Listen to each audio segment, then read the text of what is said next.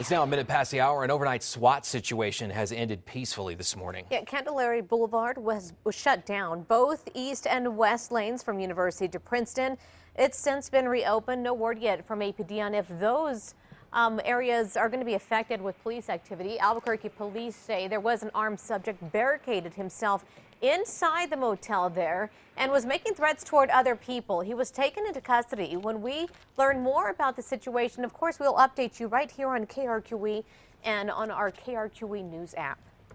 On to this, another hours-long SWAT situation came to a pretty strange end. Police say they found the suspect in this case hiding inside a TV yesterday. It all started with a domestic violence call at a home on Hiawatha Court near Juan Tabo and Indian School about 6 yesterday morning. Police say an armed man wanted on felony domestic violence charges barricaded himself inside that home for 14 hours and refused to come out. Just a lot of sirens and PA and most excitement we've seen here in a long, long time. It all finally ended about 8 last night. Neighbors we spoke with say they weren't able to either get in or out of the neighborhood all day long. We turn now to this. Speculation is swirling once again that New Mexico's governor, Susana Martinez, will be tapped as VP for a GOP presidential nominee for 2016. This despite her not saying very much. The governor's kept a very low national profile in recent months and has not campaigned for any Republican contenders. According to the Santa Fe New Mexican, political observers don't think staying out of the spotlight hurts Martinez's chances of being a VP candidate if that is something she's interested in. Now, during last year's campaign, the governor said she would serve her full 4-year term. 5:03 on this Monday morning. Roswell residents are fighting a proposal right now to change a dairy farm into a pot farm. The Roswell Daily Record reports that city and county officials are meeting next week to consider Pecos Valley Pharmaceuticals' request to rezone that facility as a place to grow pot. Some residents say that a marijuana processing plant would have a negative effect on Roswell's economy. Others say it goes against the small town's morals. Roswell city councilors say state law doesn't allow for local governments to control marijuana dispensaries and growing operations. Happening today, you will get another chance to weigh in on a controversial plan to build a new community west of Albuquerque. Bernalillo County commissioners are set to take another look at the Santolina proposal today. Yeah, commissioners had 2 days of hearings back in March, but decided to delay the vote, and residents are invited to offer their take on the plans once again. News 13's Catherine Mazzone has all the details. Good morning, Catherine. Good morning, Crystal. Now, I'm told commissioners have yet to see the development agreement for the new Santolina community, which is one reason why they delayed the vote. Now, the agreement is still in the editing process. Dozens of locals came out to offer public comment on the plans back in March, but the agenda item was pushed until the next day. Commissioner Debbie O'Malley tried to delay the decision by 90 days while they got public input, but commissioners voted against that 3-2. Today, area residents will get another chance. Santolina would be developed on nearly 14,000 acres on Albuquerque's southwest mesa. It would sit along I-40 between Atrisco Heritage and the Metro Detention Center. Now, Santolina would be home to its own business parks, town centers, and neighborhoods, mixing residential and commercial use. Back to you, Crystal.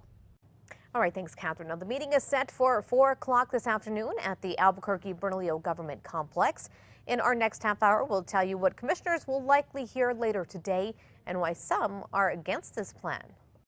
A man is dead after a bike crash. It happened near Carlisle and Comanche on Saturday night. APD say the rider was hit by a sedan and was found in critical condition when emergency crews got there. That rider later died on scene. Police say they don't think that alcohol was a factor. The victim's name has not been released.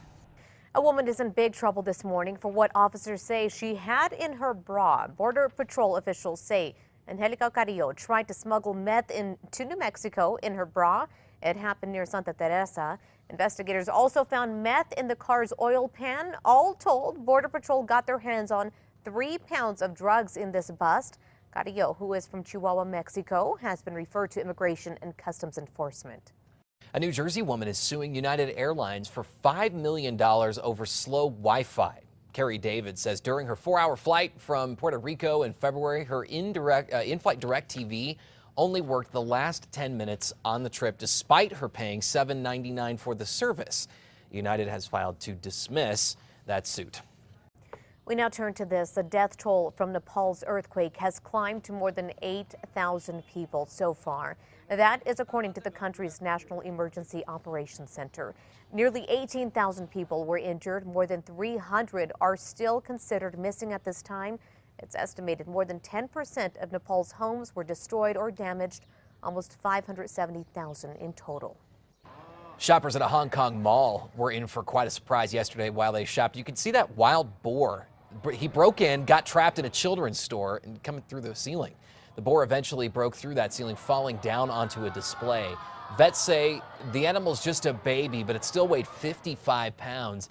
They were eventually able to tranquilize it and take it to an animal sanctuary. What a surprise. Crazy. What a crazy story, right?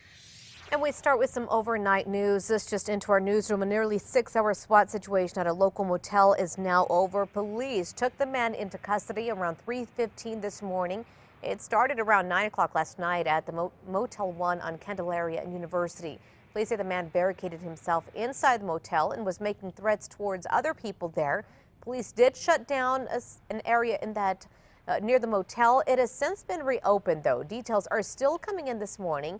When we learn more about the situation, we'll update you here on KRQE, also on our KRQE News app.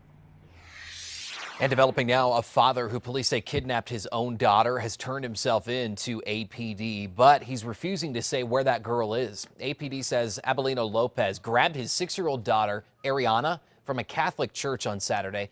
They say that Lopez had a disagreement with the girl's mother about her medical treatment. Lopez doesn't have custody of the girl and was ordered to stay away until the results of a court-ordered evaluation were wrapped up. This morning, Lopez is still in jail, but there's no sign of Ariana. Where is your daughter now? She's with my family. Where is that? Where? I'm not going to tell you. If I'm not telling these guys, why would I tell you, sir? Rio Rancho police say Lopez told them he sent the girl to live with her family in California, but APD has not confirmed that.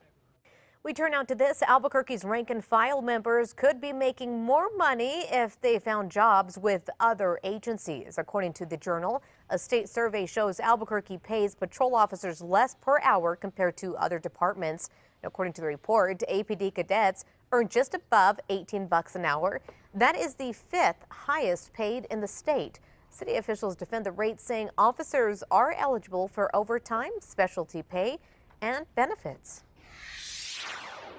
Turn out to this, more discussion. Commissioners are set to give residents another chance to weigh in on a controversial development proposed for just southwest of Albuquerque. That commission voted against postponing the decision for 90 days after getting some public input. Today, they want to hear what you have to say again. News 13's Catherine Mazzone has details you need to know. Catherine? Good morning, Adam. Now, there's been a lot of talk about this proposed community. While some are in favor of the new development, others think commissioners should focus on existing communities. This is a unique opportunity for the county and its citizens to gain control over a large piece of property and make sure it is developed with quality growth standards that have not always existed in a lot of the subdivisions we've had. It's really confusing to me why we would waste more tax dollars, and yes, it is tax dollars because kids come from our tax dollars, on a community on the fringe when the core of our communities are hurting, when they're already disenfranchised communities, and when we should be really investing inside of where we currently live. Now, the new community would span nearly 14,000 acres in the city's West Mesa. It would run along I-40 from Atrisco Heritage to the Metropolitan Detention Center. Now, developers say Santolina would create 38,000 homes and 75,000 jobs. But it's not just homes. The development would also boast town centers and new businesses. Some residents near the proposed location worry there's not enough water to go around, but developers say they're wrong. Back to you. All right, Catherine, thanks. That meeting is scheduled for today at 4 o'clock in the Albuquerque-Bernalillo Government Complex.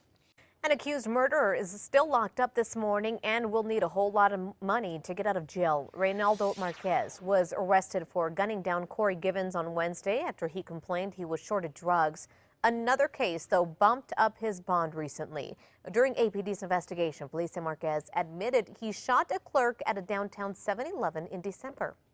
I'm actually going to set the bond at $200,000 cash only. That's based on the nature of the allegations, the facts in the criminal complaint, and also the criminal history.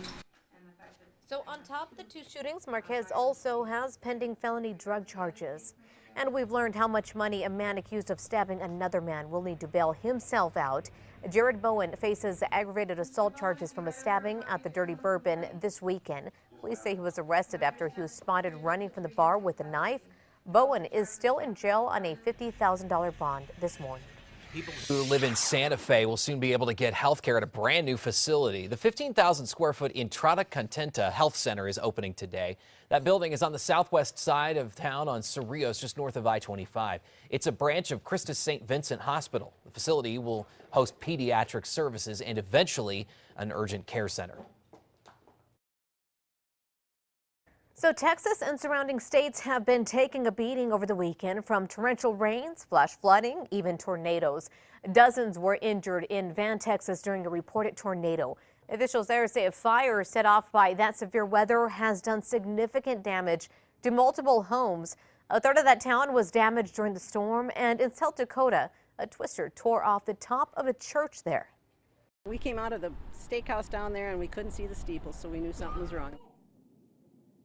Torrential rains are still slamming Texas just northwest of Dallas. Tornadoes touched down, and in Cisco, Texas, the storm killed at least one person. The four suspects accused of shooting and killing two Mississippi officers appear in court. 34-year-old Benjamin Dean and 25-year-old LaCorey Tate were shot and killed during a traffic stop on Saturday. Police say Dean pulled over a Cadillac Escalade for speeding when the shooting happened. Two suspects have been charged with capital murder. The other two are facing charges in retaliation to the murder. The community remembered the officers at a memorial yesterday. Another one will be held today. A massive 29-car pileup on a Missouri interstate sent 9 people to the hospital. It happened around 5:30 yesterday evening. No word on what caused this crash, but wet roads are believed to be a factor. Take a look at the video there. One car propped up there on a little cement block. There are 3 horses and a dog were also in the accident. Luckily, they were not hurt. It's unbelievable.